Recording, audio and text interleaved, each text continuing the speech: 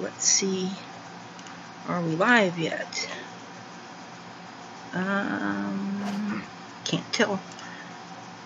It says starting. Stream health is good. Yep, we've started apparently. It says we are live. So, hello, good evening, and welcome to Jimmy Hoffa Lives in the Watergate Hotel, a production of Republic News, with your hostess, Liviana. I am your hostess, Liviana, and with me I have 3 guests this evening. Perhaps more will join as the evening goes on. So, Anime-Mun, would you introduce yourself? Yep. This is Alex Tinsley, also known as Anime-Mun. How you doing? And Lord Flappyhat. I am Lord of the Flappyhats. You are Lunar 5, my boyfriend. And Union Aerospace. Yep, that's me. Always transmitting your news directly from Spain. Alright. So what have you guys been up to lately, and what's on your mind? What's on my mind? I have officially lost my shit because there was an announcement from Legendary Pictures at Anime Expo yesterday that they're working together with Sunrise to make a live-action Gundam movie. Oh, I heard about that. Yeah.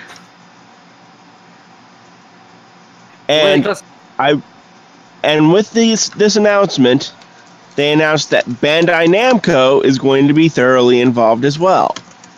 Bandai Namco produces the Gundam model kits and has ownership of the 1-to-1 scale statue that has been on display in various parts of Japan for the past decade.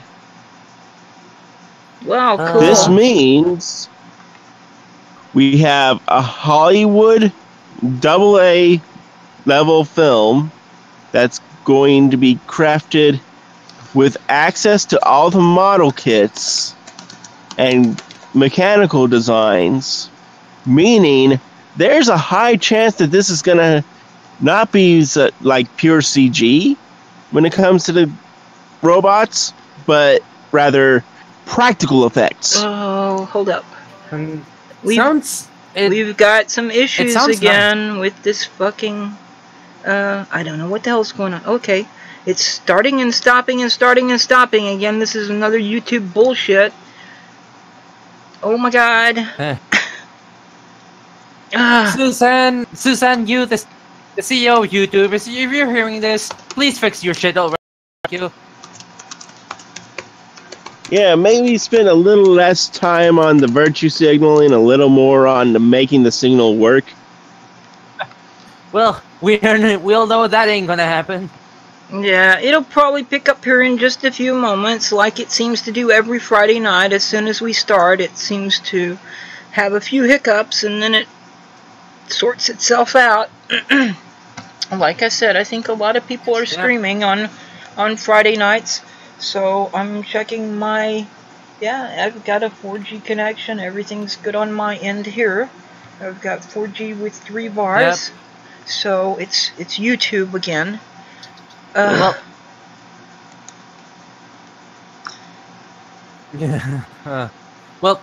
me tell you a thing, Anime-Mun. When you say that they're gonna do with practical effects, it sounds nice. But the worrying thing, when you mentioned it was gonna be Hollywood based, we all fucking Legendary Pictures.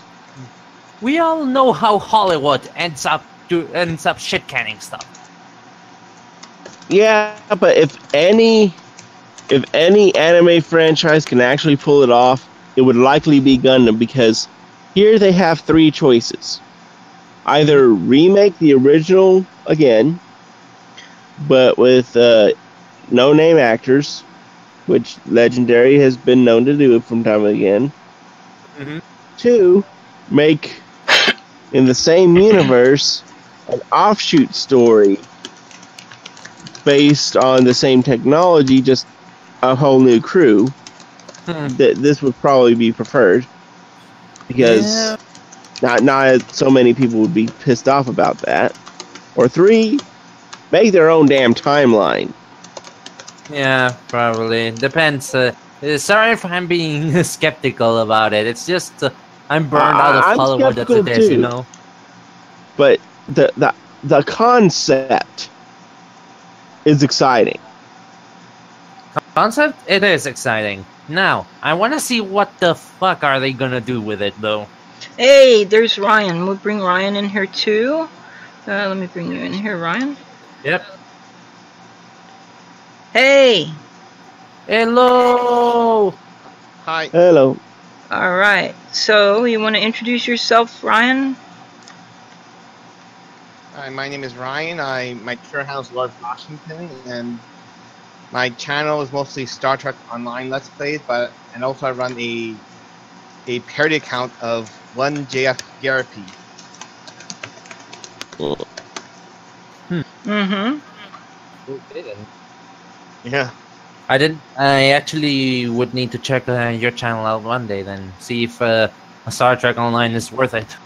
Oh, it's pretty fun. Yeah. Well, I guess I'll have to check it out once my fever for Vermintide dies out. Are you a fan of Deep Space Nine?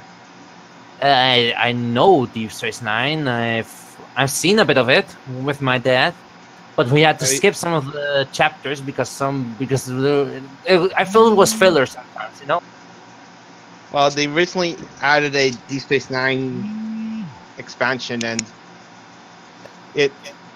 and you can also it comes with a Dominion playable faction as well, if you're interested. With the Dominion War also. This is actually several years after the Dominion War, but it is actually continuing some of the themes from Deep Space Nine. Well, gotta tell you a thing. I like the design of the Dominion ships, mostly. Then you might like this expansion. Huh.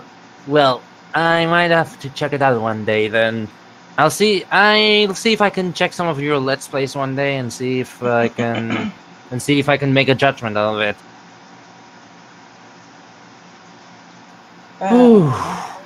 Besides of the well, I was gonna tell you a thing about the whole thing. Ryan, did you hear about what happened in the European Union? About the law trying to regulate memes? Yep, we've managed to repel it for now. That's good, but actually, I'm just trying to think about it, seeing basically the internet is connected to the entire world. How are they going to viably enforce that law? If it's not even in theory, they were gonna do some sort of how you call it, filter. That's how they were gonna do it. YouTube on crack. So YouTube on crack. Yeah, okay, pretty much. That's a really good description. That's a really good description. So Ryan, basically, sorry. Sorry, go on. You go on. So basically, something like the Great Firewall of China. Something like that, apparently. But let me tell you a thing, Ryan. I've been investigating who of our MEPs, or members of the European Parliament, voted yes and no.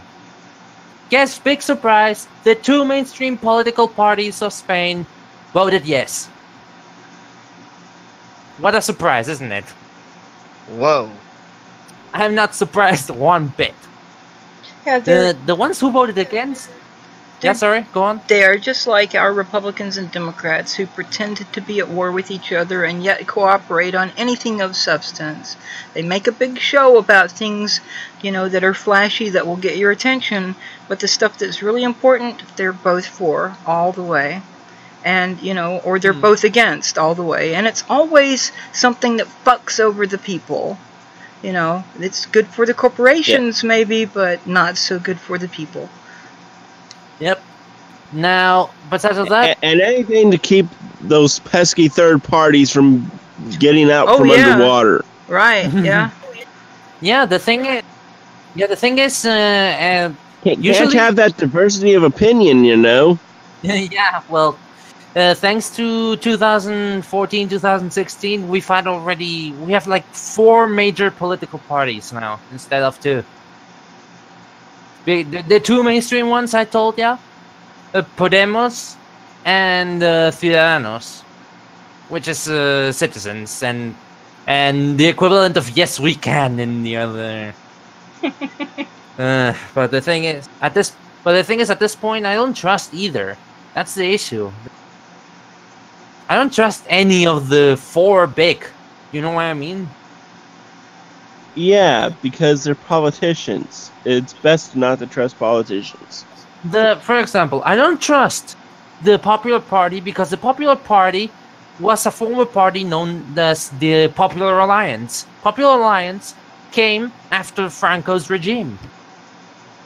You know what I mean? Mm-hmm. Which gives the impression that it's a whitewashed Francoist continuation. That's the impression it gives. Nah, the Socialist Party, you cannot trust it because of the stuff they've been done. For all of their talks about fighting for the common people and such, they kind of did a lot of shitty deals in Felipe González's government. You know. That's the sort of thing that usually happens when it comes down to socialists and their politics. They seem to be for the people up until the very point they actually get power. Then it turns into pretty much a vice. One of the things I really want to investigate is, I guess remember when in 1978 or 81 there was a coup in Spain. There was I'm a little bit foggy on that one. There was a in 1981. Sorry, go on. No, you said I was just trying to figure out what year you said. 1981. There was a coup in Spain. I don't remember that. Yes. We were. I think you're breaking up, Liviana. Oh. Yeah, I don't know. I don't remember that actually. So yeah, maybe so. So, as I was gonna explain, so we had a coup in 1981 over here, with Lieutenant Colonel Antonio Tejero leading a 200 armed civil guard uprising in the Congress of Deputies, in which it was during the vote to elect a new prime minister. The king showed up, denounced the coup in the television, and it basically disarticulated it, you know? Now, the archives of the coup are being locked under key, and they're being kept out of the general public, which gives the following... Kind of like the assassination of JFK. Kind of like that. And I'm like, how deep does this thing run? You know what I mean? Which brings me to this, call it insane conspiracy theory I think I've made up over here. You can call it a conspiracy theory for all I care. I think the coup was a fraud. You know what I mean? It was destined to fail in order to reinforce the image of the king, and as such, preserve the monarchy in Spain. Call it a baseless accusation, a conspiracy theory, but it gives them that impression. Sounds plausible. Because the coup was organized very poorly. It counted on the approval of the king for it. Ah. Like their big shot was for the king to approve of the coup. If he denounced it, the coup was done for. Then what's the point of the coup? Exactly. Yeah. And then, like, what's the point of it? That's like saying there's a...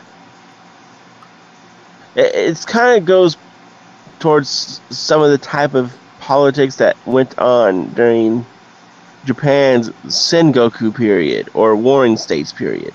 Yeah. I don't know, man. It screams weird to me. And if I'm ever allowed, I would like myself to dig on those files. But in the end, I don't know. I think those files may have something that could compromise the future of the monarchy in Spain. Well, actually, it's not. You know, not sorry, Mike? Sorry. Yeah, I'm actually about to point out like that actually isn't the first time when like royalty have bizarre rules of war. Like, did you know, like in the medieval times, like they have the soldiers fight each other, but they have some kind of code of honor not to target their lord. Mm-hmm. Yeah, like see, that's kind of like a bizarre standard in war. Like when you think of like modern version of war, like there's really much rules to go on. Like you either win or lose. But though there probably are some rules today, but nothing as bizarre as those medieval ones. But I don't even know. It's just when I think about it, it makes me think as if we live in some sort of Roddenberryan version of Spain at this point. Yeah, go on. Oh, you mean like they just do wars by computers, and based on the results, some people commit suicide based on the computer, that sort of thing? Well, I wish that were a thing. At least they wouldn't drag us all down, you know. Yeah. If you're gonna make a war, do it via computer at least. I was gonna tell you also think about that. Also, apparently, one of the developers of Guild Wars 2 hates Spain. You know. Well, was it one of the ones they fired? Yes. Jessica. That's hilarious. Yep. Apparently he thinks that Spain invented systematic racism. What? Yeah. Apparently so. Okay. First, how does that work? What? Secondly, wouldn't it be Portugal? Because last I checked, Portugal's where the concept of different races came from. Yeah, I mean, I was surprised when I heard that, but then I'm like, oi, what the fuck has Spain done to you, bitch? Well, maybe it could be like the perception that Spain always have like some kind of like link to the Catholic Church. Yeah, I can imagine that, but that's part of the what we call the Black Spanish legend. You know what I mean? The Spanish Inquisition. The Black Spanish legend is well, there are historians that like to say that most of the history of Spain has been tainted. You know what I mean? As in, made worse than it was. Yes, we had the Inquisition. Yes, we've had a lot of this shit, but a lot of historians forget that the Inquisition was not a Spanish invention. There was an Inquisition that existed in Italy during the Middle Ages. Well, it was the so Holy if you Office. Blame the Inquisition for anybody, blame the Italians for it. It was the Holy Office of the Inquisition, which was an official Catholic office, and it's still around today. They just changed the name of it. It's now known as the Sacred Congregation for the Doctrine of the Faith. Same shit, different name. It's what Ratzinger was in charge of before he became the Pope. Curious, isn't it? Yeah. Curious. But the thing is, we've had a lot of shit attributed to us. Like, for example, there's quite a reasonable amount of people in South America who believe that they would have lived better under the British Empire. And I'm really sorry. I'm really sorry. But when I hear that, I'm like, I'm sorry, but I think the British Empire would have exterminated all of you. Yeah. instead of letting you live. Yeah, like I know, like could they be sort of like a European version of Uncle Tom's? Like that, like when you hear about Uncle Tom's, that it kind of describes like. Yep. Well, go on. Here's what my understanding of the Spanish Inquisition's always been. The reason it's referred to specifically as the Spanish Inquisition is because out of all the enactments of the Inquisition during that time frame, the Spanish branch is the one that kept the records. Apparently so. Well, you gotta understand, the Spanish Empire was one of the most bureaucratic states of its time, you know? Maybe that's why we went into stagnation. Add to that Spain at that time was the area where Islam was coming into Europe more easily, and you'll understand why that gets referred to more. It's partially about keeping the crazy Muslims out of Europe. Yep. Well, I gotta understand the thing. The Inquisition did a lot of terrible things. One of the reasons there was no, how you call it, there was a stagnation in progress technologically, was thank the Inquisition for that. Yeah. Now, just to be perfectly clear here, I have no love for the Catholic Church. I imagine as much. I'm a freaking pagan, for fuck's sake. Pagan, huh? Who are you gonna worship? Yeah. Mars? Jupiter? Dagda. Dagda? Who the hell is Dagda? Dagda is the All-Father, Olahur, of the Irish. Heathen Irish. All-Father. Yeah. Olahur is the name in Old Irish. It would be Olafur. So it's the All-Father of the Irish and the Scots, and is considered the god of Druids in particular. And Druids are not everybody who's a Celtic heathen. Druids are the priesthood only. So there are heathens, and then there the heathen society of Ireland and the Celts in general was divided into three main castes, and these are castes in the original Proto-Indo-European sense of the term, which means it's not something you're born into and can't ever get out of. It's based on your own interests and dispositions and talents and so forth. So, and it's based on what kind of work you do. So you would have your boeri, which are the people who were the cattle ranchers, basically.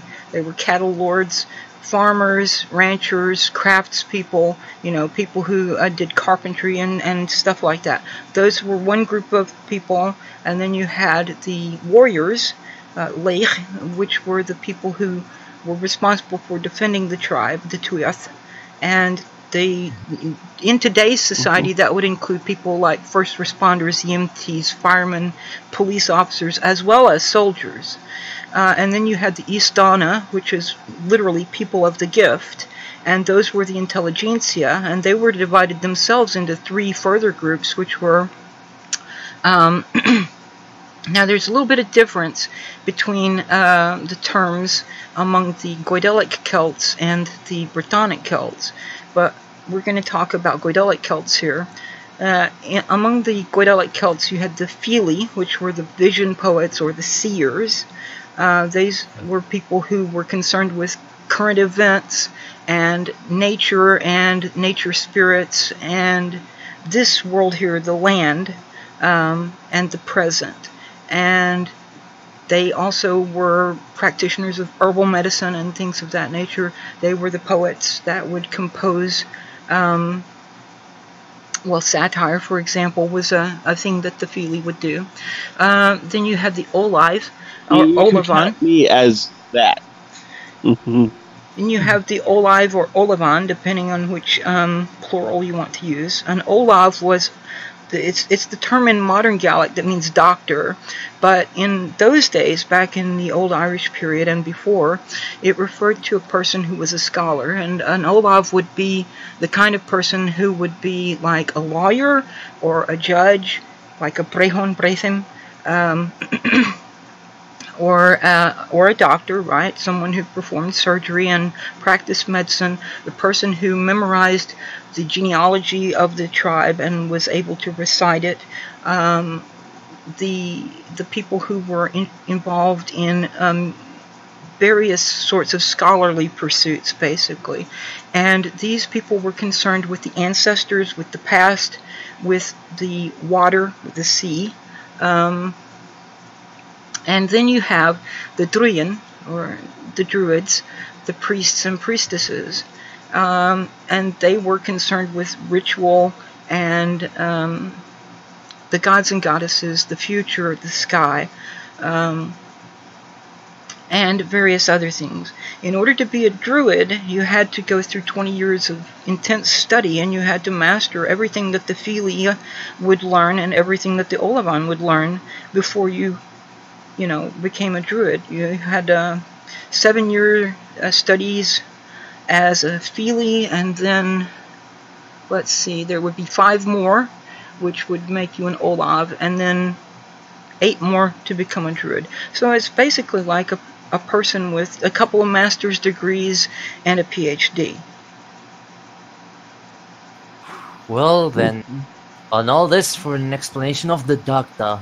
Well, wow, I really appreciate it. The Doctor is also known as Yochith, let's see, Jerk, which means red eye, which is a name given to the sun as it sets in the evening. And then you have Danu, the mother goddess, who is associated with the river Danube. Danuba is named after her. She's also considered the goddess of sovereignty by some tribes, and is goddess of the earth and so forth. You've got Brij, which is the goddess of inspiration and healing and smithcraft and mead making. You've got Giankecht, who is a god of medicine, and let's see, there are quite a few, obviously, Nuada. Gods and goddesses. Yes, Nuada. Nuada of the silver hand is god of war. And there is, among the Northern Irish, the original Northern Irish, not the people who live there now, who are largely descended from lowland Scots, who themselves are Northumbrian Angles, and therefore of Germanic origin. But the Ulster folk, in the old days, before the English imported the Ulster Scots there, they had a goddess known as Ness, who was their goddess of sovereignty. She was a goddess of the river. There is a story told about her alleged son, Connachar, who was king of Ulster. He's named Connachar MacNessa, Conor, son of Ness, and he became king through her intervention. And there's a myth that goes along with that, but it's kind of the opposite of deification. It's like they've made her into like a human person in the story as it survives. Well, again, most of these stories came to us through the medium of Irish monks, and so there was quite a bit of Christianization that went into them. I mean, the Le Borgabala in the Book of the Taking of Ireland, for example, has references to descent from Noah, and that wasn't in the original stories because they didn't know about any Noah, right? Yeah, and then there was trying to shift things to like, they refer to the gods as Tuath de Danann, which translates literally to the people of Danu. And then say that simply Tuatha Dé was supposed to mean the Jews. Oh, well, I gotta tell you a thing, and you went to and you worship this, man? You worship this religion? Well, I'll give it to you. At least you have some taste.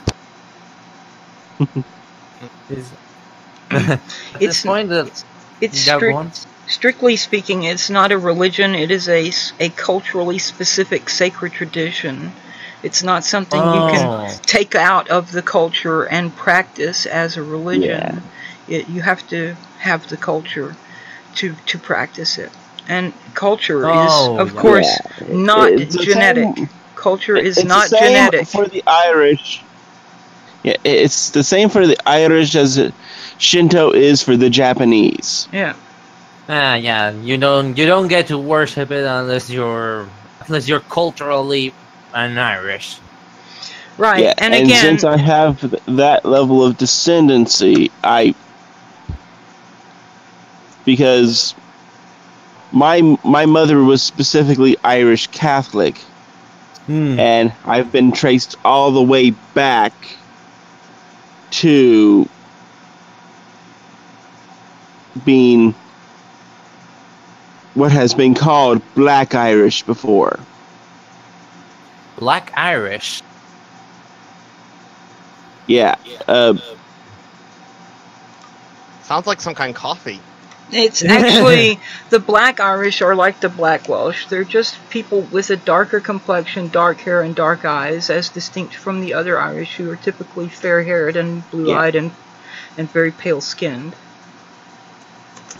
Yeah, I just happened to end up getting the pale skin and the light hair, regardless of my descendancy. Oh. But that's partially because my grandmother on my father's side was more of what everybody thinks of when it comes to Irish. So I inherited both Cherokee and Irish from both sides of my family. Yeah, I have In a Cherokee and very Irish from intimate both way. sides of my family as well, and Scottish and Welsh from my dad's side of the family, and on that side there's also Norman, Breton, and Norse, and on my mom's side of the family is where the Italian comes in, and a little bit of German, and I'm not sure what all else. Oh, I think there's maybe some Scottish on that side as well. Yeah. Oh. Well, I really appreciate the how you call it, the explanation for that. And in terms of worshipping, can you believe I'm not Catholic or pagan or Protestant or anything? I'm like, you could say I'm agnostic. You know what I mean? Which is just fine and good. One of the deep beliefs that I carry through is I do not believe in conversion. Yeah. I believe you're born with your faith with you in your heart, and it's your job to find it, not anyone's job to give it to you. Does that make sense? Yeah, I think I get what you mean. My point is that I have some vague feeling that there is something out there, something that might have created everything, but at the same time I don't believe it's either God or Allah or Yahweh. You know, it's weird. It's that feeling which you I get that feeling because when I see, for example, the solar system, I see this: Earth, the Moon, Mars. The Moon, we've reached the Moon already. At this time of the history of humanity, we have reached the Moon. It seems that as Mars is there, left intentionally, in order to take the next step into the stars. Oh. It's like someone. Yeah, sorry. It's like someone built the solar system as in some sort of order. But go on, by the way. One of the more recent theories put forth about the entire thing when it comes to the religious aspects and the universe is the concept of pantheism. Where the universe and what some would call the prime mover or the primary deity are one and the same. So, like, the universe is whatever you would want to consider God. Holy shit! That actually makes my eyes roll, or like it makes my head spin at that idea. Well, I would say, from my perspective, that there was no creation, there was no beginning, there will be no end, and I base that on the law of conservation of matter and energy. There was no beginning, because you can't create matter and you can't destroy matter. You can convert it to energy, or vice versa. But as far as any actual beginning that was an absolute creation out of nothing, no. I don't believe that ever happened. Well, look at us, a bunch of people who play games debating about our existence and the existence of the universe. Yeah. As for pantheism, there's a view that some Celtic heathens hold to, which is called panentheism, which is basically the view that the gods exist and are in and beyond everything. There's also most Celtic heathens would probably call themselves polytheists, but some call themselves pan-polytheists, which is kind of like Brahmanic Hinduism, basically. It's the idea that there are all these multiple gods, but they're really all aspects of one overall deity, or that they blend into each other and stuff like it's a very complex thing to talk about, because it's kind of like saying the gods are both neither one and nor many. Well, it's just debating all of this kind of thing is it's making me kind of uneasy. You know what I mean? It makes me uneasy because I'm like, holy shit! I don't matter in the grand design of the universe. I don't fucking matter. Yeah. Well, part of how I approach parts of this is I like to think that, okay, our reality is a very specific wavelength of how energy is expressed. Really now? While the gods exist at a different wavelength than what we interact with. I kind of never thought of that way. There's Really? just some points where the wavelengths can intermix, and that's how we even know about each other. Well, maybe you do have a point there. If that makes any sense whatsoever. Slightly, I think I can make some sense out of it. Slightly, but this kind of thing is just making me a bit uneasy. I might need a drink after this. Very deep, like. Why do you think the Irish drink so much? I don't know. Maybe it's because of that. Maybe there's some hidden geniuses and we've been underestimating them all along. Oh, well, no. Besides of that, what was I gonna tell you about now we're here? Oh, well, yeah, I'm pretty sure you've heard about the thing what happened with Guild Wars, right, Ryan? Actually, I haven't heard about that yet. Like, what? 2 of their developers got fired because they decided, oh, I'm going to call our customer base a bunch of misogynist pigs, like a good social justice warrior. Well, not only it wasn't a nobody. They did that to a Guild Wars 2 streamer, one that was quite popular.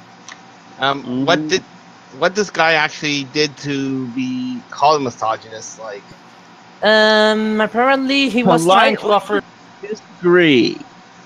He was trying to offer some offer some criticism to Oh some my ideas that goodness. Jessica Price was pitching in Twitter, and apparently Jessica Price didn't take it very well. So it all started like that, and then one of the co-workers started to white knight her heavily. Guy must have been desperate for some pussy pass at this point. I don't know. But at the point is, and then Yeah, the go on. person in charge of the team overall was like, "Okay, get that shit out of my team right now," and fired both of them. You know, Yeah. all this stuff that we've heard over the past year or so about all these male feminist allies who've been accused of, and in some cases actually exposed as, sex pests. And I've been sitting here looking at them for the past, I don't know how many years, going, that guy is only saying that stuff so he can get in somebody's pants. I can point to one person in specific, and we're not going to mention his name, Matt. Okay, so don't say it, please. Okay. okay, no But- mentioning of name. But this one guy in particular, I told someone on YouTube who was complaining about him, don't you see what he's doing? He's playing this game in an effort to get laid. That's the only reason he's saying this. It's written all over his face. I mean, I'm a woman who's been alive for a few years, and I've seen this stuff for a very long time.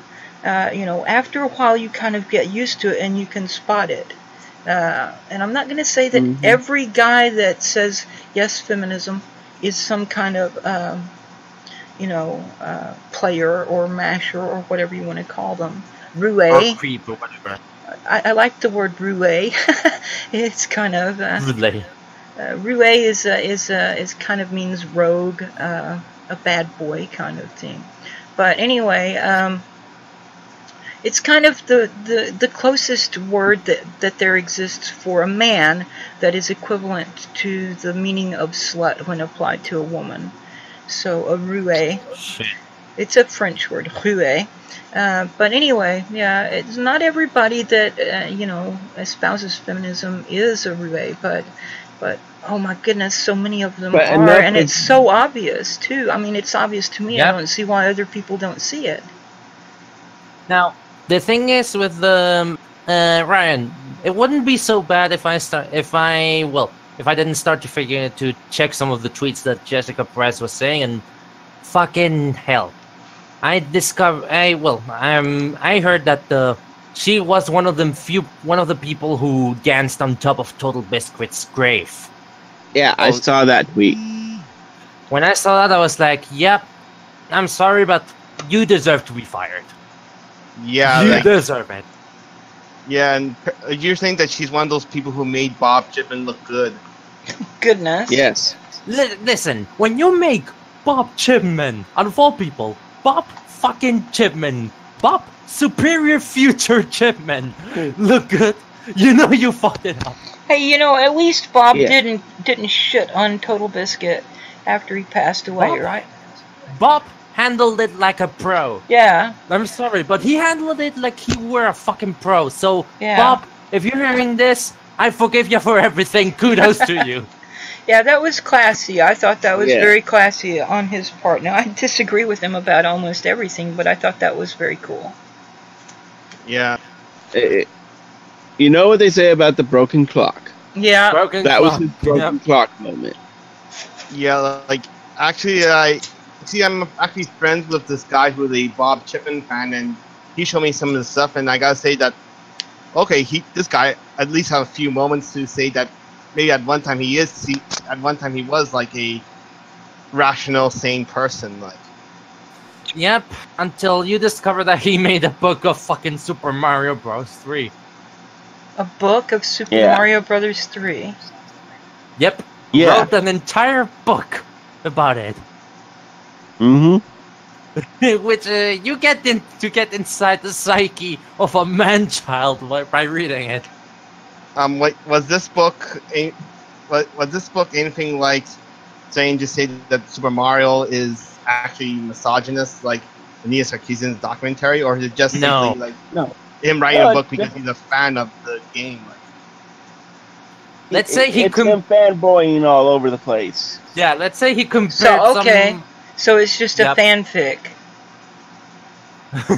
Basically, Yeah. I think. But- Well, he was mostly even going into details about every single level of the game. It might Is that be he was- interesting. It might be interesting to read, you know? Yeah, probably. I'd need to get. I'm not sure if I should spend money on a copy of that though. Yeah. Fuck no. One meme I made back during the early days of Gamergate was something to make fun of Bob Chipman, because I had noticed something. Have any of you ever read the book A Confederacy of Dunces? I've heard of it. Dunces. No. not really. No. The book A Confederacy of Dunces was written by John Kennedy O'Toole and was published after his suicide. Shit.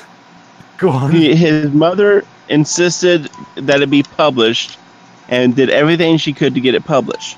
Well, the main character of this book is named Ignatius J. Riley. I want you to look up Ignatius J. Riley, look at the picture of him, then look at a picture of Bob Chipman. Ignatius. Wait, I think I have something. Can I post it on general or something? I'm on my phone. I can't Oh, post a tweet here. yeah, I see the picture. He's got a green hunter's cap on with a big red Yeah. jacket and a purple scarf, and he's got a bushy mustache. Yes. Yeah, I think I posted it on the Yeah. Patreon. Hot dogs. Yeah, it does look like. Yeah, it does kind of look like Bob Chipman, but of course, currently he's wearing a goatee. But Well, Now, the, just to give type the whole, oh, this is not just coming out of nowhere. This was a book that was published in the 70s, uh-huh. written in the 60s. Oh, wow. And not to spoil anything, the book ends with Ignatius getting a blowjob from a feminist slut. Oh, my goodness. My goodness, that is. I'm not even sure if I should say it's either hot or horrifying. Not even sure at this point. is. Jesus Christ, how horrifying! Now, add to the fact that this is a book that, for a number of years back in the 2000s, that Will Ferrell and Drew Barrymore were trying to get made into a movie. Mm-hmm. Well, fuck. But you want to know why that fell through? Why? Hurricane Katrina. The book is set in New Orleans. Oh. Oh. Thanks, Katrina. Thanks, Katrina. at least you did something well. Yeah. Of course, you had to devastate a town in the process, but you know, it's nothing. Yeah, and it was going to be specifically set in the French Quarter. Well, they have rebuilt quite a bit of stuff there. I mean, it's possible they could do it now. Well, Yeah, it just then they couldn't do it, and now they don't have the clout or the youth needed to pull off the roles they wanted to pull off. Oh, well, I see. Yeah. Rip. Fucking rip. At this point. Yeah. All right, so let's talk about the recent news a little bit. So, okay, that's great. Thanks. Oh boy. So I get a little notification. So according to Ars Technica, Pfizer, the pharmaceutical company, has raised its prices on 100 drugs again, despite backlash from public lawmakers. Many Pfizers vowed to limit such price hikes, and Trump recently suggested cuts.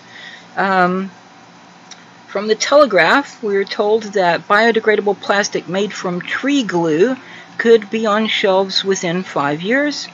That's interesting.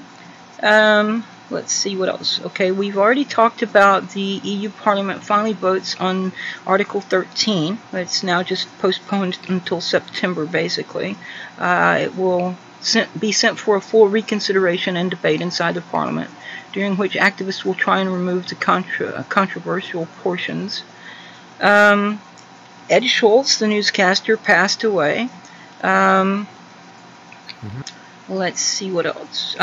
EPA, the head of the EPA, Environmental Protection Agency, Scott Pruitt, resigned after scandals engulfed his agency.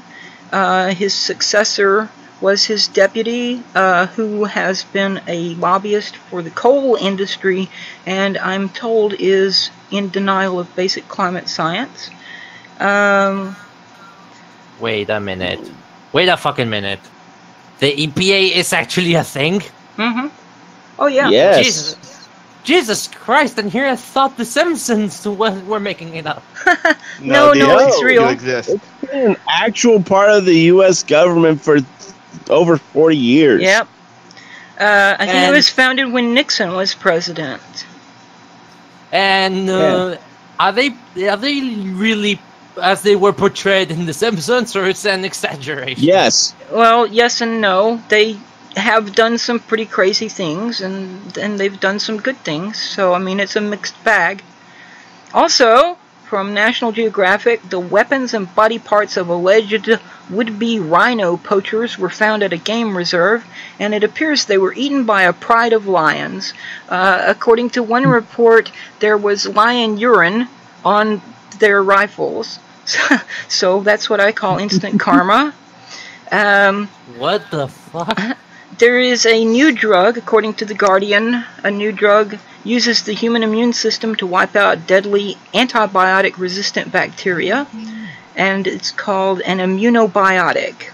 Immunobiotic? There's a French far-right group which was arrested over an alleged plot to attack Muslims. That's from The Independent. South Korean court ruling may pave the way to ban the eating of dog meat. That's from National Geographic. Some immigrant U.S. Army reservists and recruits who enlisted in the military with a promised path to citizenship are being abruptly discharged, according to the Associated Press. Let's see.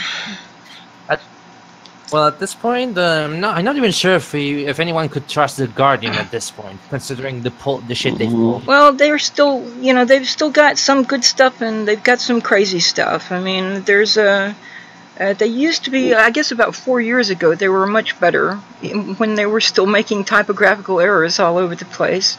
And then they kind of went more pro-establishment, and since then they've not been quite as good. But they do still have a few good articles here and there. According to ProPublica, a teenager told police all about his gang MS-13, and in return, he was slated for deportation and marked for death, because when he gets sent back, his gang is going to kill him, supposedly. Let's see. Live by the gang, die by the gang. Mexico has elected Andres... MS-13 is terrible. Mexico has elected Andres Manuel Lopez Obrador as their new president. According to WikiLeaks, there are 181 State Department cables concerning him and 4,658 Stratfor internal emails. Yeah, and last I checked, his entire platform was to improve the lives of Mexican citizens I'm just going to ship them up to the United States.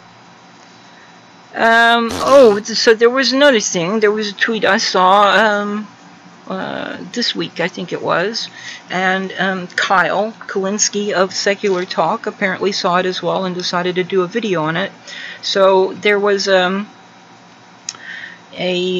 press briefing held about the war in Afghanistan, which has been going on for 17 years now, and only 4 journalists showed up for that.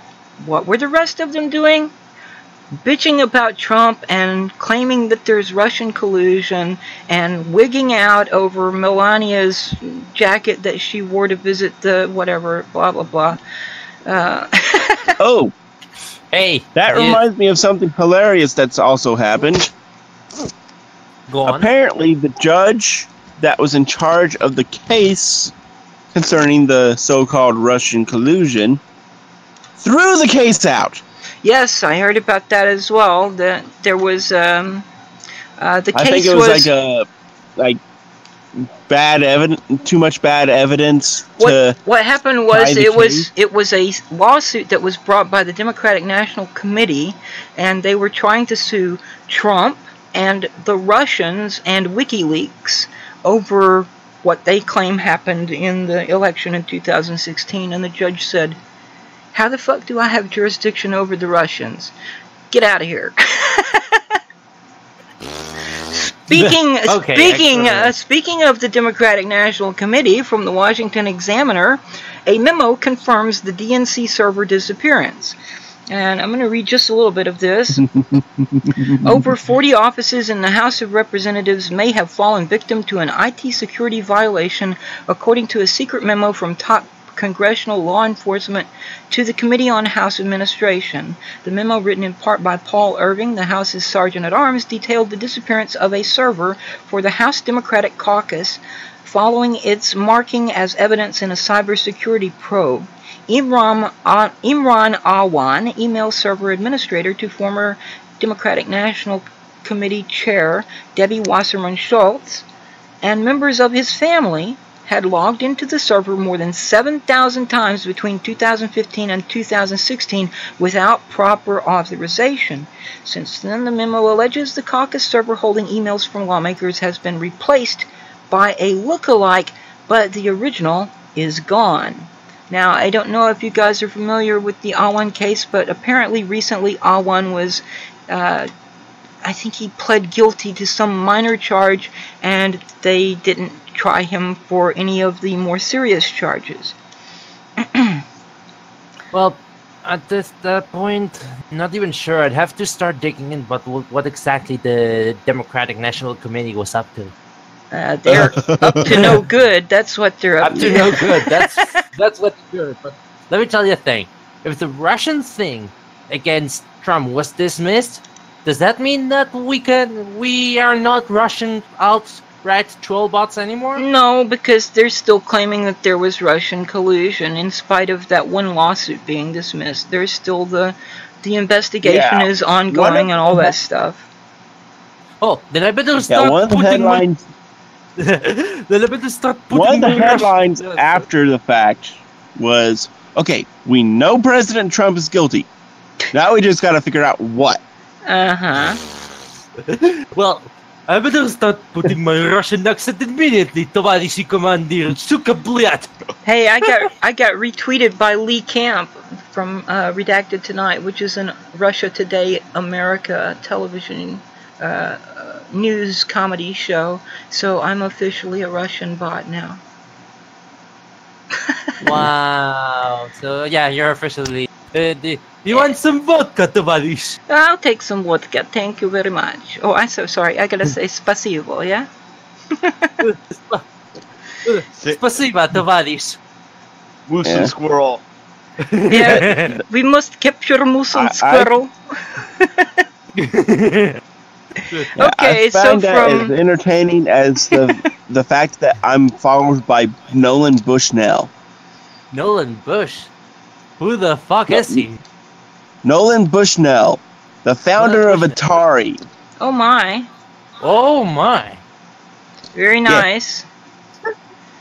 Yeah, what does he have to say about the Atari of today now? No comment. Okay, so from PBS NewsHour, there is a report on American-made bombs in Yemen are killing civilians, destroying infrastructure, and fueling anger at the U.S., with the Saudi Arabian-led and American-backed coalition hammering much of the north of Yemen. We know that there is an ongoing humanitarian crisis there. People are starving, and hospitals and weddings are being bombed, and so forth. Let's see what else we have here. Apparently, some of the new budget wants to cut some social security benefits in spite of Trump having promised that there would be none. And let's see, is there anything else? Virginia is banning Medicare. Yeah, one of the, I think it was West Virginia? No, Virginia. Oh, okay. So I know there was a case that came before the Supreme Court, and it was it was something about a work requirement for Medicaid, and the Supreme Court said no, you can't do that, which is good because most of these people that are getting Medicaid are elderly or disabled, and so yeah, probably unable to work. So it's just a thing on paper. The law that's specifically being mentioned in Virginia is about trying to expand Medicare to cover more of the poverty-stricken people, like below poverty line. Yeah. Sure. So there was another thing that I think it was Kentucky in this case that I'm talking about. That the governor had decided that he was going to cut dental and vision treatment from the state's Medicaid as a result of the finding of the Supreme Court, and there is considerable question about whether or not he's able to do that legally. Yeah, there is quite a few people up in Kentucky that are kind of more than frustrated about that. Frustrated seems an understatement. I can well imagine. So, and let's see. Okay, so I get the direct brunt of this because most of my family it lives in Kentucky. So, yeah, I'm sorry to hear that. Did anyone of you see the woman talking about how she quit the gym after Trump got elected? She can't open jars anymore. I did see something about that. That was pretty funny. What? This is someone talking in the live chat out there. Ethereal shitposts. Oh. She... yeah. Said, did any of you see the woman talking about how she quit the gym after Trump got elected? She can't open jars anymore. I haven't heard about that one. Yeah, it sounds like an excuse to me to stop going to the gym. Why? What the fuck does Trump have to do with her going to the gym, though? That's what I want to know. Blame Trump. Yeah, there you go. It's all Trump's fault. It just sounds so ridiculous. It's probably not real. Yeah. Okay, so, and to close up this little bit of talk about the news, unless you guys have anything else to talk about in relation to the news, well, I did, as of this morning, I got a digital and hard copy subscription to the New Republic magazine, and I've been going through the archive, digging up stuff that was written by Henry Wallace when he was the editor of the New Republic back in the late 40s. He was the guy who was the second vice president under Franklin Roosevelt. He was originally a progressive Republican and switched to the Democratic Party shortly before he became vice president. He continued to be vice president under Truman only very briefly till Truman got tired of him and kicked him out. He had been the Secretary of Agriculture under Roosevelt at first, Wait. He didn't continue to be vice president under Truman. I'm sorry. He continued to be Secretary of Commerce under Truman until Truman got annoyed and kicked him out.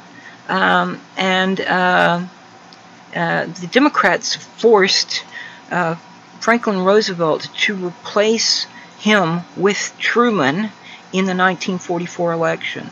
When FDR ran for re-election in 1940, he said he wanted this guy, Wallace, to be his vice president, and the Democrats were like, no, absolutely fucking not. You're not going to have him as your vice president. So Roosevelt said, all right, fine, then I just won't run for re-election. And they said, oh, wait, you can have him, you know. And so they let him be vice president. But in 1944, they said, fuck that noise. You're not going to have him as your vice president again. We want Truman. We want Truman. So there's another example of the Democrats interfering with what the people wanted, because Wallace was an extremely popular personality in politics at the time. The only person more popular in politics than Wallace at that time was Franklin Roosevelt himself. And so once again, we see that at least as far back as 1944, the Democrats were being very anti-democratic. After that... After he left that position as Secretary of Commerce, he then became the editor of the New Republic. He had been an editor of his family's newspaper before he got into politics at all. And he was had a degree in agriculture and developed some of the hybrid fruit that helped the Chinese survive, basically, during World War II. And... let's see, so after he became the editor of the New Republic, he was extremely critical of Harry Truman, and he was critical of the Cold War, and in 1948 he formed a new progressive party. This would have been the third party to carry the name Progressive Party. The first was Teddy Roosevelt's party in 1912, and the second was 1924 Robert M. La Follette Sr., and then the Progressive Party of 1948. That was Henry Wallace, and he ran for president in 1948, and as we know, he didn't win. But then... Hey, I've got to get going. I got work. Okay, well, thanks for hopping in, and we'll see you next week then, maybe. No problem. Have a good day. Yeah. Have a good day, dude. You too. Later. All right. So, let's see. So, yeah, I've been going through the archive, finding all this stuff that he wrote while he was the editor, and reading through it, and fortunately I'm able to save it as PDF copies for my own personal use. So I'll be researching some of that for future videos and the like. Okay, then that's that actually seems cool. Go do that then. I might be interested in hearing about that in the future. Well, mostly because of all the shady things that have been going on since the whole incident with Henry Wallace. Well, yeah, like in 1972. Okay, so in 1972, the progressive wing of the Democratic Party nominated George McGovern for president. And they actually got him nominated by the Democratic Party. And the Democrats were so pissed off about it that many of them worked against him being elected. Among the people who worked against him was Jimmy Carter, who, of course, later went on to run for president and won in 1976. But in 1972, the establishment of the Democratic Party could not stand George McGovern because the Democratic Party establishment were social liberals, and the progressive wing and the social liberals were battling over the Vietnam War. The social liberals wanted to continue the war, and the progressives wanted to be done with it. Okay, so that was one of the platform planks of McGovern's platform, was to get us out of the Vietnam War. He was very pro-environmentalist, just as the Republicans had been through since the the 1900s, early 1900s. Teddy Roosevelt himself was a Republican president who established all these national parks and so forth. Was very interested in conservation and environmentalism, and so were the Republicans up until sometime in the late 60s, apparently. Well, I mean, even with Nixon, you had Nixon establishing the EPA, for example. But sometime after that, they became anti-environmentalist, and So those were two of the main planks in McGovern's platform, was get us out of Vietnam and protect the environment. So the Democrats, the establishment Democrats, who were social liberals, as I said, could not stand this, so they worked against him. He lost. Nixon became president again, was reelected, I should say. And so in 1973, the next year, at the Democratic National Convention, the Democrats got together and revised their charter and bylaws, and they did it in such a way so as to prevent the progressives from ever nominating another president. And it worked great, because there hasn't been a progressive nominated for president by the Democrats since then. They also transformed the Democratic Party from what it had been, democratically organized and run, into a top-down party, and they made it very likely that the people who already had positions of power in the party would keep those positions.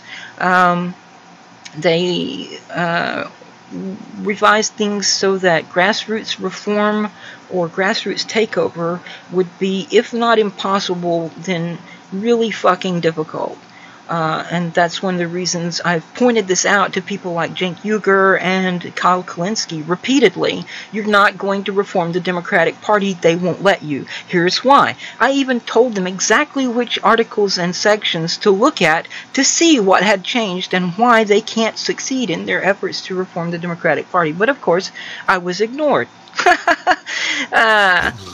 So, of course. But that's not all. In 1982, the Democrats voted to implement the superdelegate system, which they then did implement in 1984. And the superdelegates, as we know, played a very major role in the 2016 election, basically throwing it for Hillary, because they were counting the superdelegate votes in the mainstream media before the superdelegates had even voted.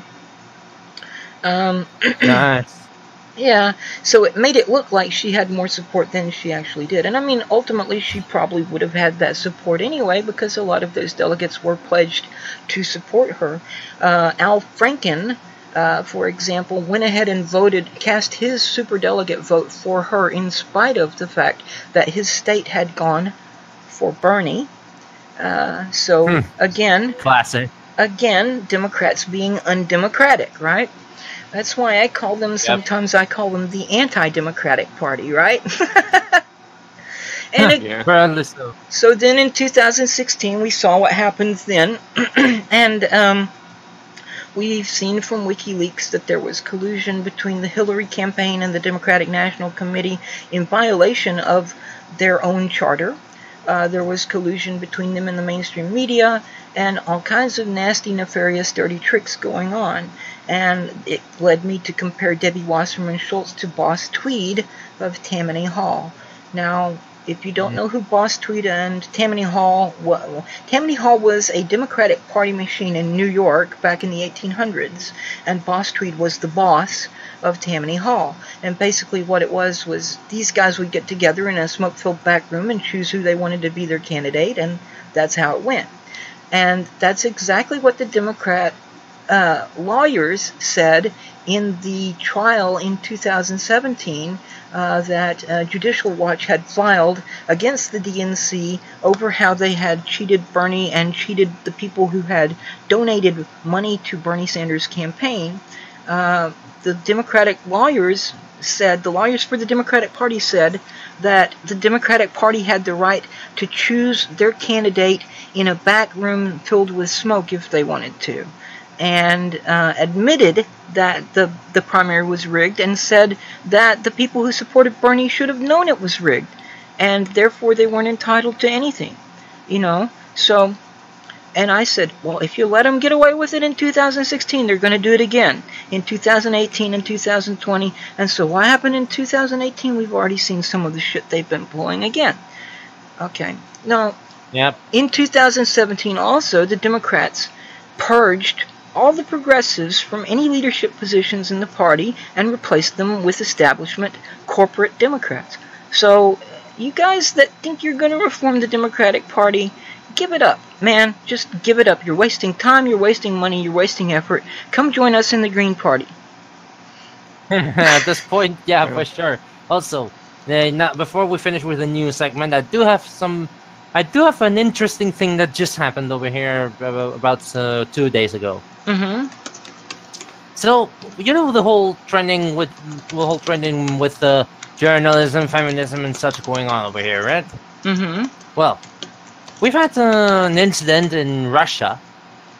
We've had an incident with a reporter, which was supposed to take. You were supposed to tell us what was happening with the World Cup in Russia. Right. After the whole debacle we've had in Russia. Fucking hell. You're pretty sure you heard that Spain was eliminated from the World Cup. Uh-huh. Well, apparently she got really offended that someone called her pretty in camera. Who was this? A journalist called Maria Gomez. Uh-huh. Who got pretty offended because someone called her pretty. Well, and apparently, and I understand that she could get upset about it because it could imply that they don't respect her as a professional, Mm-hmm. If it were not for the fact that she was calling the members, the football players, the soccer players of the Maracas team as hot stuff. You know what I mean? Yeah. Well, I mean, it's not, I don't think that being called pretty is an insult at all. I don't find that in any way offensive, or it bugs me whenever I hear this kind of shit because, whoops. Exactly. It but bugs the me. issue is this. How you call it? You have someone who's complaining about being called pretty, crying sexism and all kinds of ism words. Mm-hmm. Well, there's proof that she's been calling the Maracas players as hot stuff, implying that she doesn't respect them as professionals. Mm-hmm. She's the typical failed journalist that jumps on the feminism bandwagon just to get some notice. Yeah. And then she publishes a letter in which 80% of the letter is her bitching about society, blaming society for how she turned out. Like, yeah, because you can blame Canada all the time, can ya, Maria Gomez? Yeah, blame Canada. Blame Canada. Blame Canada. Blame Canada. Well, Kyle's mama's a bitch. With all the beady little eyes and flappy heads so full of lies. Actually, a reason that episode of South Park had a major callback to that movie. Basically, to sum it up, Kyle is now the one who's a bitch. Oh my goodness. Should we blame the mattress? Should we blame the fire? Although doctors who allowed him to expire. Heck no, blame Canada. Blame Canada. My goodness. Fucking hell, it's a classic one. So, let's see then. Yeah, that's pretty crazy. I'm trying to think, I guess, talking about the saying, being pretty can be offensive. I guess it depends on, the context, because, if you're trying to, I guess, I can probably imagine if you're trying to, come on to someone, then, in a very creepy way, then that can be considered pretty creepy there. So that's it. It all got to do with context. Context always matters. That's the whole thing with Count Dankula. Yeah. If that's something we learned from Count Dankula, is that context matters. Mm-hmm. And but then again, there's the kind of people that don't want to eliminate the context out of it. Yeah, I'm thinking, someone could actually, maybe take a tweet of me about JF Garapi and then try to compare me to the Master Scroll. But the context there is that we know this guy's a rapist. That's the context, Yeah. Well. But see, kind of sort of sometimes sometimes like actions can mean very different things if you look at the context, basically. Yep. Maybe I should check a bit further with that. But at that point, it's just there's a lot of thing. The whole thing with the letter blaming society in general, I'm like, that screams attention whoring to me most of the time, you know. Well, there's a thing called damaged personality disorder. It's not an Damaged official personality disorder. Yeah, it's not an official diagnosis from the DSM, but it's basically what someone like Eric Barron would have called the self-defined victim, the person who plays victim. That's one of the games people play, you know, and the person who plays victim is a person who whispers behind the back of the person they claim has victimized them and are actually may have experienced some real abuse in the past, but has perpetuated the cycle of abuse and now has a target that they blame for everything, and they make up shit about that person, and will you fuck off and leave me alone? I don't care. Yeah. Another bit of news that's happened is that the new administration is planning to exhume Franco's body remains from the Valle de los Caídos. Why? Well, our history with the Valle de los Caídos is a really, how you call it? It's a really complex story, and I have my biases on it too. Right? There's a lot of people that are arguing that the Valle de los Caídos was basically a monument to Francoism. You know what I mean? And what is it that they're calling a monument to Francoism? Because that monument was built as a symbol of the victory of Francoism over the Republic in the Spanish Civil War. What's the name of the monument? Valle de los Caídos, which is basically Valley of the Fallen. Okay. It claims that it tries to represent all of the fallen of the Civil War, but I think it only represents the fallen of the victorious side. You know what I mean? Uh-huh. Franco's body remains are buried in that building. Oh wow. Yeah, it kind of gives the feeling that is a monument to his victory. Uh-huh. There's some arguments that the government is trying to get it out, but I'm not sure. Personally, I would get rid of the body. Mm-hmm, Personally, yeah. I would get rid of the body and preserve and repurpose the building. Repurpose it as a memorial to all of the fallen of the Civil War. Yeah. But I don't think it's gonna happen because you gotta understand some of the people I know claim that so long as the Popular Party exists in Spain, Francoism is still alive in Spain. Huh. Yeah, I got that quote from someone I had to do an interview. You know. Mm-hmm. Someone I was doing a work about how college in the 60s and 70s was. Overall in 1968.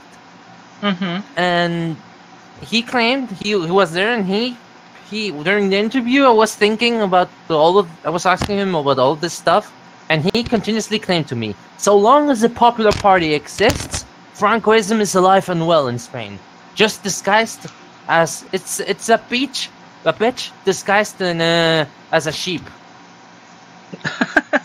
He claims that it's basically a bitch disguised as a sheep. I see.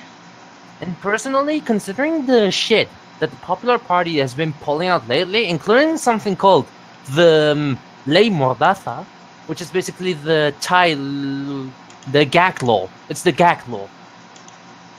Yeah, you know what that law is? Mm-mm.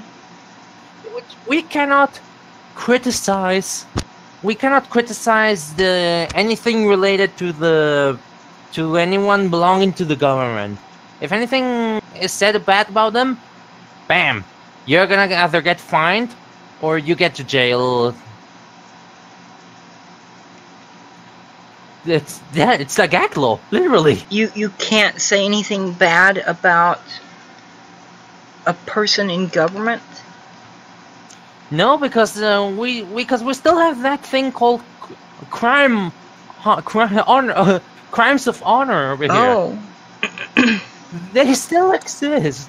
That's pretty weird. Yeah. When I see that, I'm like, wait, if crimes of honor is still a thing, does it mean that we have to bring back dueling? There you go. At this point, I think we should bring back dueling if crimes...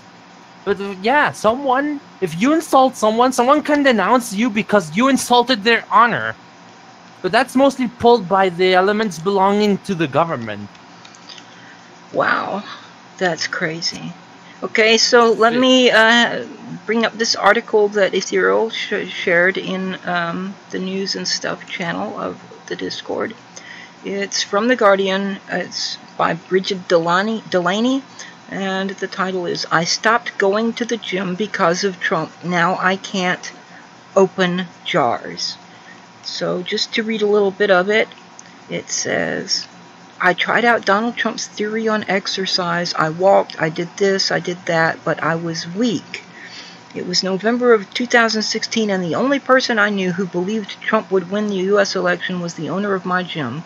This was clearly a ridiculous prediction, so, seeing the chance for some easy money, I offered to bet him $100 that Hillary would win. But the gym owner, clearly not wanting to do his dough, pointed at this horrible thing in the corner with the name SLED and said, quote, if Trump wins, you have to pull 70 kilograms on it, end quote. It was double what I could usually pull, and if I won the bet, the gym owner would pull double his personal best. I didn't want Trump to win. He'd blah, blah, blah, blah, blah, blah, blah. And so, after Trump claimed victory, I went up to the gym in a foul mood. Quote, just fucking load up the fucking sled, alright, and let's get this over with, end quote. I said without much grace as I strapped the belt around my waist. I pulled the sled like a human oxen while being filmed, and the gym staff cheered. I did it, but the Trump victory soured my successful show of strength. A human oxen. What the hell? The oxen is plural. Goodness. Don't they teach you kids anything in school anymore? God damn. Anyway, so blah, blah, blah. And finally, she says, blah, blah, blah, blah, blah. And then she had gone to this restaurant down the road and never went back to the restaurant. But I also didn't return to the gym. I associate it now with Donald Trump, the bad meal, and pulling the sled.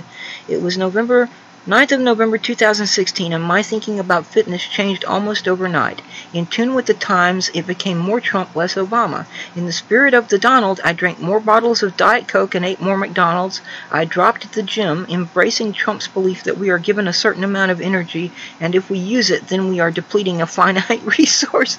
According to the book Trump Revealed, quote, Trump believed the human body was like a battery with a finite amount of energy which exercise only depleted, so he didn't work out. When he learned that John O'Donnell, one of his top casino executives, was training for an Ironman triathlon, he admonished him, you are going to die because of this, end quote. I didn't want to die young, so I didn't go to the gym. Blah, blah, blah, blah, blah, blah, blah. And so she says, I walked, I this, I that, months passed, then a year. Trump was going to be in power for another 1,000 years, or at least that's what it felt like. Could I really avoid the gym for the entirety of his presidency? I missed being strong enough to open jars and carry groceries, so last week I returned to the gym, slinking back in as if no time had passed. I hoped that by wearing a puffy jacket and MC Hammer pants, I could hide my lack of definition, that I could pretend I had maintained my fitness on my own, at home running to the building next door, on the couch, while tweeting. But you can't hide fitness. You either have it or you don't. You can either lift the dumbbell or you can wobble on your 5th rep and drop the load. Blah, blah, blah. It's really strange. I don't understand this. I think my eyes just an opinion piece. It sounds like a fuck. It's rambling, basically, as far as I can tell. That's all it is she's just rambling. It's very strange. I hate Donald Trump. He made me go quit gym. And then again, like some people could actually say the same thing about incel, but again, I gotta tell a thing. I'm not exactly a gym goer, but I still can't open pickle jars. Yeah, no doubt. You're telling me that just because of Trump, you can't open pickle jars? It's not like it's an Herculean effort or anything. It sounds like an excuse, right? Oh my goodness. What is this shit? Like, she kind of sounds like an incel. Like I'm actually see a lot of videos about incels lately. I guess some people say that because all these like people who are attacking them seems to have some kind of like weird standard of like responsibility, saying that when something bad happens to them, they're not responsible. But well, it's some kind of like some bizarre thing going. At this point, anything doesn't surprise me anymore. Yeah, but basically, I think they have a point saying that the people who are kind of like on social media attacking incels are kind of like big hypocrites and have no moral high ground. Mm-hmm. Like that's kind of valid, but at the same time, I gotta say like some of the things they're saying is kind of correct, saying that people should take more responsibility with their lives. Well, what can I say about that? Whatever floats their boat. But I'm not gonna be there. I'm not gonna be there to bitch about them incessantly. You know what I mean? Mm-hmm. Yeah, like see, there's a lot of things I really hard time to take seriously anymore. Like, I think sorry, go on. I mentioned this last week, but I came across like someone talking about like I saw a lot of movie reviews from a guy named No Bullshit, and he trying to be very dumbly trying to find like SJW measures and everything. And now, whenever I see like anyone claiming that movie is trying to push a feminist agenda, it's really hard to take them seriously now. Like, especially when one of them happens to be a guy who believed the Incredible Hulk is the best example of masculinity. Goodness gracious. Well, which film are we talking about? Well, I think I mentioned it last week. Were you there? Like, not. I think so. Lou Maybe I Ferrigno, was away because Lou Ferrigno Hulk or the new Hulk? Oh, I'm talking about like the new Hulk. Like basically like this. Like see, like No Bullshit. This guy is trying to like nitpick at whatever he thinks is some kind of promotion of a feminist agenda in Avengers Infinity War, and he actually says that the fact that the huge portion of the movie, the Hulk thing, comes out is actually them trying to disarm the most masculine character in his point of view. And of course, when I think about like best examples of masculinity in the Avengers, I kind of think of either Captain America or Thor. Yeah. And also, is No Bullshit basically trying to say that okay, his idea of masculinity is a giant, uncontrollable rage monster? Yeah. So, Like, yeah, like I'm thinking, like, when I look at now, like, whenever I look at these like YouTube videos trying to say that like movies and video games are trying to push a feminist agenda, I'm starting to really have a hard time taking them seriously. Like, how do I know that these are people are just simply like trying to like find something out of nothing? Like, so it's some kind of like pareidolia. Is that what it's called? Pareidolia, yeah, where you see patterns in stuff that aren't really there. Yes, like I'm trying to think. Like, is that what is going on? Like some kind of math but sorry, I cannot pronounce it. But yeah, listen, go on. I'm just going to say, like, see, I came across, like, I haven't seen Anime-Mun the Wasp yet, but I came across something on my feed saying that I think it's from a guy named The Quartering, saying that it's pushing that it's pushing a feminist agenda, and I haven't seen it yet, but I kind of like trying to think like, could this just be another case of Mia?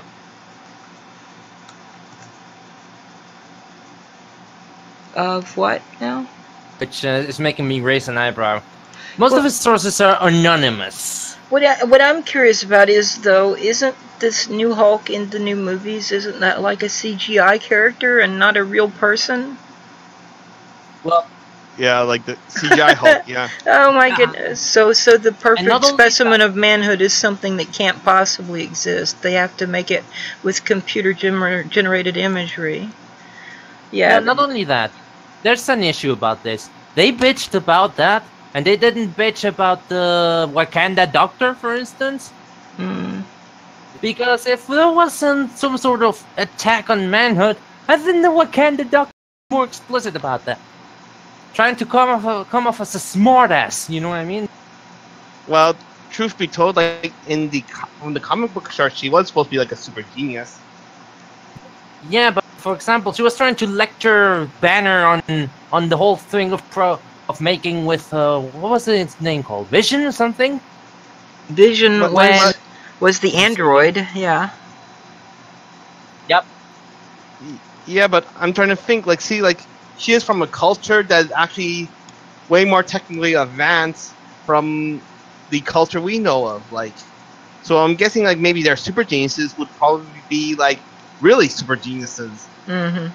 Yeah, probably about it. Hey, don't mind me about that. But the thing is, it's just I go paranoid about that too. And everyone that worships Wakanda as if it were the second coming of Christ can go fuck themselves for all I care. You know, there are people who believe there really is a place called Wakanda. No, not only that, they believe that Wakanda would be Africa if evil Whitey didn't go there. Yeah.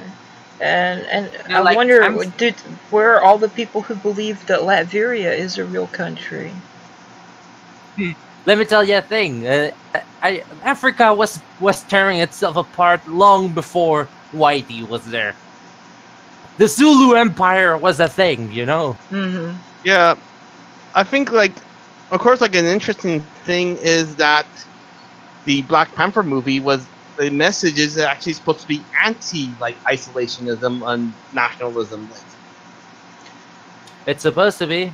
yeah, like, that's kind of the thing. And also, like, some people try to link it to, like, Black Lives Matter. Well, I'm thinking, like, the closest metaphor for Black Lives Matter in the Black Panther movie was the main villain. Yep, that's about it. Basically what I'm getting at seeing, like, it's kind of like people are trying to, like, find, like, are finding their completely wrong messages or messages that are not even there. Like, the thing is that you cannot you cannot trust anything they say, because every single interpretation you're gonna hear from now on is always biased on their political agenda most of the time. Hell, yeah. You know who's got that treatment also? Fucking Ghost in the Shell in Wikipedia, the 1995 movie, claiming that the hidden main theme is all about transsexualism, and I'm like, no, don't think so. Has anyone actually seen the original Ghost in the Shell movie, 1995? The animated one, I saw it. I haven't seen that one yet, but I did see, like, the standalone complex, and Yeah, I should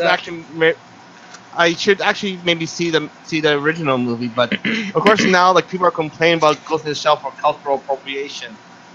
Of course. You know, what the fuck? Yeah. I'm more pissed off that they got Scarlett Johansson to do it because she's blonde and not brunette, than that she's white and not Asian. And what the fuck? Are there no dark-haired women in Hollywood? Why does Scarlett Johansson get all these fucking roles? Not even sure at this point, but I could tell you what I think, but I think I would probably get sued, so I'm not gonna say it. But let me tell you what I think. What Ghost in the Shell represents for me, the line between man and machine. You know what I mean? Well, I think it has something. It's kind of a transhumanist, and I didn't say transsexual. I said transhumanist. Are you familiar with transhumanism? Transhumanism. Yeah. Yeah, transhumanism. It's basically the evolution of humanity. Right. It's the evolution of humanity by means of technology. So, for example, people would get cybernetic implants. They would get a superior eye to a human eye, have their eyes replaced by some kind of superior technological vision device, or have a bionic arm or something like that, have better hearing, altering the body in some way as to make it better through technology. And it's a type of futurism. Cyberpunk, that thing that's believed in, they call it cyberpunk in other regards. Yeah, and there was something similar back in the late 80s, early 90s. There was a game called Shadowrun, a tabletop RPG. Yep. Did you guys ever play that? I never played it, but I have a friend that's telling me stories of Shadowrun. It's pretty interesting. The thing was that at some point in time, because of, I guess it was because of a nuclear war, the Fae came back from wherever they'd been, fairyland or elfland or whatever, and and magic returned to the world. So there are people who are practicing these ancient arts of sorcery, and there are also people who are like technomancers who have, cybernetic implants, and they have a way that they can jack into a computer or the internet by plugging a jack into the back of their head that connects to their cerebellum or whatever, and brainstem. I'm not really sure exactly where it connects, but anyway, so they can travel through the kind of cyber environment of the internet or the World Wide Web, and there's some of that stuff. You see that in Ghost in the Shell, and I think you see it a little bit in Cowboy Bebop as well. Which is still a thing I need to see. Cowboy Bebop is one of the things I still need to see. Yeah, it's a pretty good show. I like that. And I better check it out. My point about it is the different with all technological thing you can get yourself into your body. How much can your body get before it ceases to be human? You know what I mean? Mm-hmm. Like, what makes someone human in that regard? Now you're getting into philosophy. Shall we discuss this in great detail? Yeah, very deep. Like, it's quite deep in that regard, because what if you replace your entire body with augmented parts? Are you still human after that? I don't know, but there's also the question of what happens when it finally becomes possible for us to upload ourselves into an android body. Is the soul a real thing? Is the spirit a real thing? Do they get preserved and transferred over to the android body along with our memories and so forth? These are questions that science can't really answer, because science doesn't accept the existence or essence or reality or whatever of the spirit or the soul. Exactly. The Ghost in the Shell has these amazing theories about transhumanism mostly, but no, because in the West we're fucking special, so we gotta make it about gender. Or race. Exactly, because in the West we're fucking special. Fucking hell, I think sometimes the asylums have... The inmates have taken over the asylum. Oh, actually, like, speaking about, like, definitions of human, like, I think there was actually, like, this Baptist minister who did a blog saying that Star Trek promotes bestiality because you see sex, you see, like, relationships between people of different alien races, like. That guy sounds like a racist. I know, but I'm thinking, like, when you, of course, like, the crapping I've heard, like, it's on a still podcast, like, they all acknowledge that this guy's a nut job, but they actually lead the question about, like, a definition of like a person and all that. And is it like, see, if we actually do encounter an alien race and they're friendly enough or we can have sexual relationships with, like, how would you define that? Because currently, like, our definition of bestiality was created because during a time when we presumed that we are the only ones like us. So that kind of like raised some interesting like philosophical questions about like how do we interact with other intelligent species. Yeah. Yep, that. Well, we only can figure it out if once that happens, and we don't even know if it will ever happen. Like thinking yes, like, would you like see like in the future if we encounter alien species, like, would it be acceptable for a person to have a relationship with a Gorn or a Cation? Well, at this point, if the future species that would come to visit us would be an Eldar, I wouldn't mind it, actually. I mean, you know, it's got to be consent, and if it's a sentient being and it's capable of consent and it gives consent, then what's the problem? Speaking of which, how many of you enjoy the cyberpunk genre? I mean, I guess I do, kind of, because, like, you know, I like Ghost in the Shell, I like Cowboy Bebop. Yeah, I imagine as much. What about you, Ryan? Are you into it too? I'm more into like traditional fantasy and Traditional fantasy, I imagine that's not. And I guess maybe the closest will be like maybe like Star Trek and Space Adventure, Star Trek and Space, Star Wars.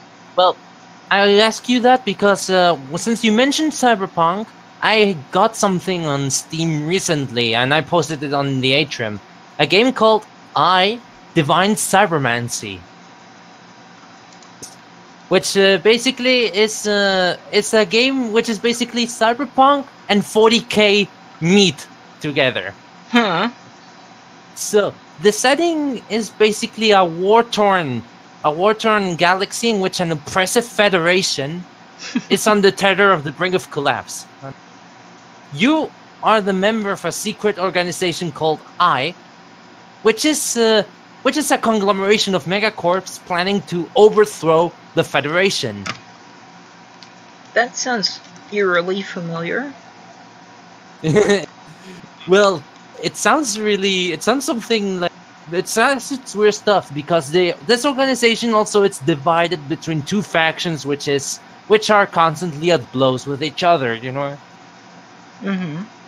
You have at one side a federation that is so desperate to survive that the police has its hands full trying to crack down on looters, rioters, and everything.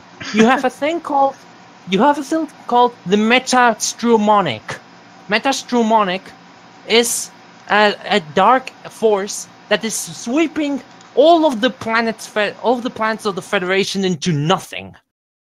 Some say it's because it's a sort of defense mechanism of the universe, you know what I mean?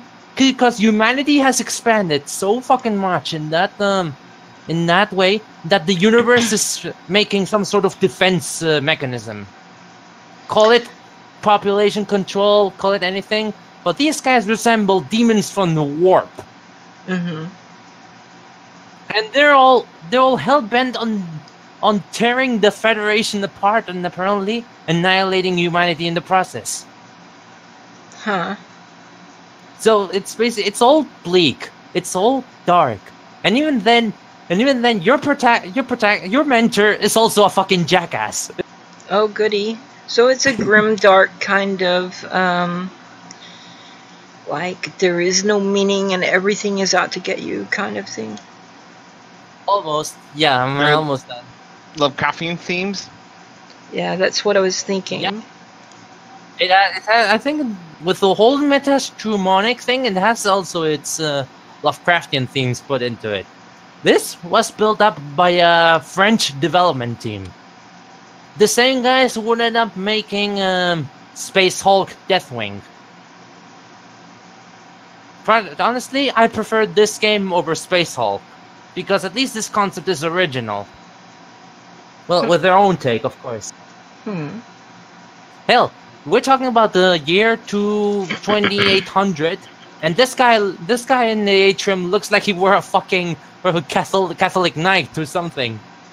Speaking of games and recent acquisitions, I did buy Cities Skylines recently. My boyfriend got it as well.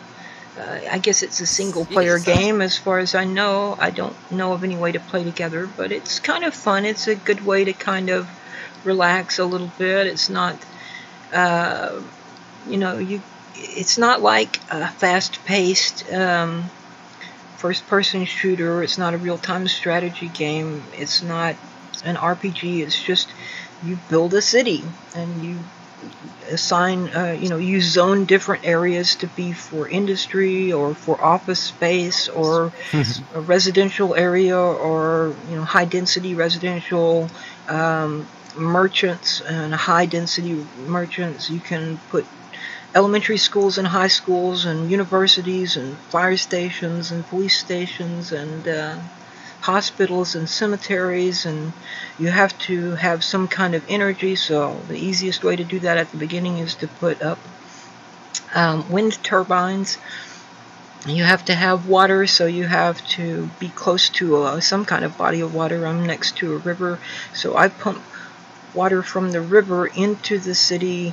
You got to connect that pump to an electrical source, and then you've got to run pipes from it to the city, and then you've got to have a place to get rid of the sewage, so you put that further down the stream, right? And you run the pipes in that direction, and it's got to have electricity hooked up to it as well. And periodically there will be buildings become abandoned, and you have to demolish them because the people start bitching about it. If you get too many people dying and not enough space in your cemetery, you get people going, "What does a dead body smell like? I think there's one in the house next to me," so you have to build another cemetery. It's kind of fun, and it's a cute little game, and it can get hectic at times. You have to keep up with stuff. I had to start it 3 times before I got to a point where I understood it enough. I don't care, fuck off. Jeez, why the hell you keep telling me this shit? I don't care. Leave me alone. Yeah, well, I mean, I imagined it was going to be a city building stuff when I heard City Skyline in the title. It's pretty fun. If you want to check it out, there's Jeff Holiday does stream on Twitch under the name Rotting Leafa. Occasionally he streams gameplay of this particular game. I've watched him do that at least 2 or 3 times. So you might find some of his older streams where he is playing that and watch it and see how it goes. That's where I actually first saw it, and then when my boyfriend mentioned that he had gotten it, I said, "Oh, I was going to get that too." And he says, "It's pretty fun, blah blah blah." And I said, "Yeah, I've seen Jeff play it on Twitch." So yeah, and yeah, it's pretty fun. It is, but it's not. It's mostly just a way to kind of, I would call it a relaxation game more than anything else, because it's not very hectic, and you don't have to fight people and stuff. Listen, it's really late over here. It's almost 5 at this point, so I better get out and get some sleep over here. All right. Hey, it's been fun talking to you guys. Yeah, really. Thanks for joining us, and we will see you next week, hopefully. Of course. Thank you for the stream and for the good talk over here. All right. Have a great night. Take care. Dream well. Thank you. See ya. Alright, so we've been going for almost 2 hours, and I had thought maybe David was going to join us, but I guess the heat there is just too much for him. He did let me know that the forecast for today had the high was forecast to hit 106, and it's on the ocean, so they've got humidity there too. Which probably makes it feel quite a bit warmer than it really is. So I don't guess he will be joining us after all. At his time it would be about 8 p.m. right now. So the sun would probably be just going down. Might get cooler, But I do like to keep these at about 2 hours unless we get really involved in some kind of discussion. The one time that he was in a stream with us was the almost 4-hour-long discussion of economics with some people on the right and David and myself on the left, and a few people that were just sitting there kind of, I don't know if they were too stunned or too intimidated to say anything, but they were just kind of sitting there listening to us for the most part. And so it was a very intense and lengthy thing. Now, you and I have gone well beyond 2 hours before, Ryan, when we've talked about Star Trek and things like that, and Star Trek Online and so forth. But yeah, we're coming up on 2 hours now. According to YouTube, we've been going for an hour and almost 55 minutes. So there's no one watching us anymore except me. So I think maybe, unless you have anything else you'd like to talk about, anything on your... Well, not much, but except maybe next week I probably won't be here because next week I'm having a week off, going to my cousin's wedding. Oh, cool. Yeah, like, in fact, today I actually got some new clothing to wear over there. Awesome. All right then. Well, I guess that we will. Yeah, and I'm thinking like. Yeah, and I'm just saying, like, see, it's actually like the plan is like we go over, attend the wedding, and maybe for a few days I'll spend some time in Patron. Yeah. Like, it's actually kind of good because I haven't had like a vacation for quite a while. Yeah, it's always good to get away for a little bit and get a new perspective on things and take a break and get some relaxation and recreation in. Yep. All right, well, I guess that we will call it a stream, and thanks for joining us. And my boyfriend sitting over there silently, thank you for joining us and saying nothing. And so I guess until next time, have fun, but stay safe. For Republic News, this is Liviana signing off.